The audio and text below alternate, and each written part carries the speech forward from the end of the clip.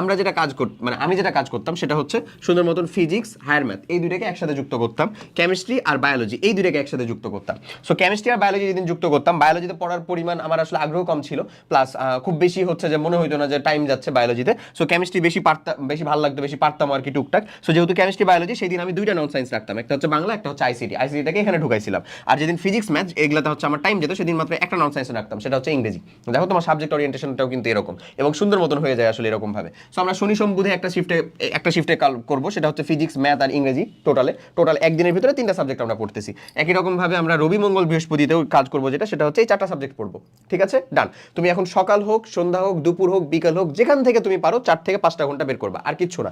So এর ক্ষেত্রে আমি তোমাকে বলবো তুমি ফিজিক্সে দিবা 2 ঘন্টা, ম্যাথে দিবা হচ্ছে 1.5 ঘন্টা কোনো দিন, আবার কোনো দিন ফিজিক্সে দিবা হচ্ছে 1.5 ঘন্টা, ম্যাথে দিবা হচ্ছে ভাই 2 ঘন্টা কোনো দিন। বাকি আধা ঘন্টা থাকলো ইংরেজি। কতক্ষণ? মাত্র আধা ঘন্টা ভাই? হ্যাঁ, মাত্র আধা ঘন্টা, এর বেশি দেওয়ার দরকার নেই।